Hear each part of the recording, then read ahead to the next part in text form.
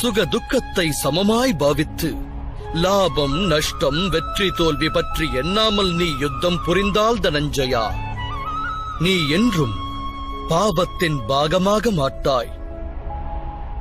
இதையே கர்மயோகம் என்று கூறுவர். எவர் சாங்கிய ஞானத்தை பெறுகின்றாரோ அவர் ஒன்றை அறிவார். கூட்டில் குடியிருப்பது ஆத்மா என்று உணர்வார். சரீரத்தின் சுகமான அனுபவங்கள் எல்லாம் மரணம் வரையிலேயே, அதாவது அவை உண்மையல்ல, வெறும் மாயையே. இதை உணர்ந்தால் கர்மயோகியாவது இலகுவாகிவிடுகிறது.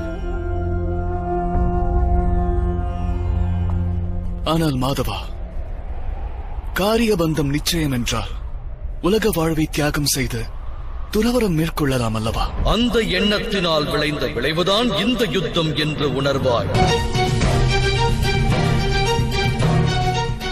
சிந்தித்துப் பார்.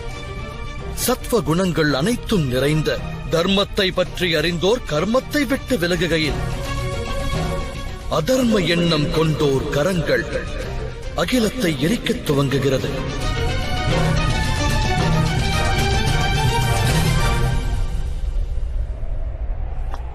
அன்று பிதாமகர் தனது சுகத்தை தியாகம் செய்யாது இருந்திருந்தால் அதர்மத்தின் கரம் இன்று ஓங்கியிருக்காது.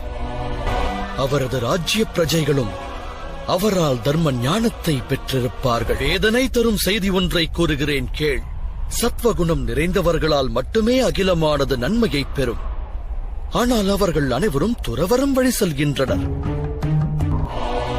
அன்று உனது தந்தை துறவரத்தின் வழி செல்லாது இருந்திருந்தால் உன் தமையரான தர்மசீலர் யுதிஷ்டிரர் என்று அரசாண்டிருப்பார்.